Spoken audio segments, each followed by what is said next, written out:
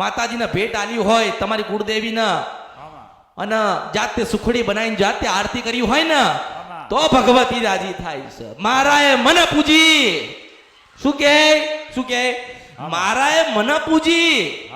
આજે લોકો ગામડા મૂકી દીધા ને માસ્ટર, આજે ગામડા મૂકી દીધા, વિદેશ જતા રહ્યા.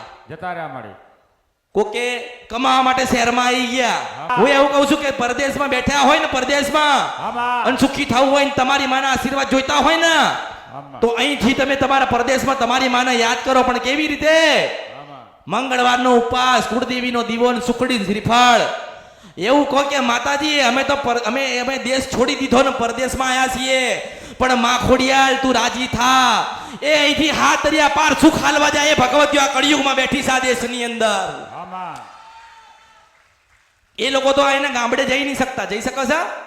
એ લોકો ગામડે જઈ નથી શકતા, પણ તમે તો જઈ શકો છો ને. અરે કેટલું થશે? 100 કિલોમીટર, 200 કિલોમીટર, 500 કિલોમીટર કે 1000 કિલોમીટર.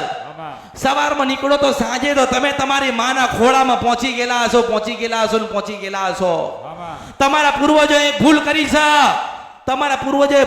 છે. કઈ ભૂલ કરી છે કે ગામડા છોડી દીધા ને શહેરમાં વસ્યા. શહેરમાં માણસ દુઃખી થયો ને. હું એવું નથી કહેતી કે બધું છોડી દો ને તમે ગામડે જાઓ. અરે પણ 12 મહિને તો એક વખત તો એને મળવા જાઓ. અને મળવા જાઓ એટલે એટલો બધો આનંદ લઈને જાઓ. વસ્તુ નહીં પણ આનંદ લઈને જાઓ. માં ખોડિયાલ, માં કાળકા, માં સધી, માં શિકોતર, માં જોગણી, માં ઝોપડી, માં બહુચર.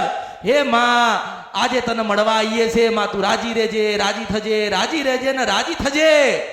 એને ખબર પડે મારી વસ્તી નીકળી છે મને મળવા.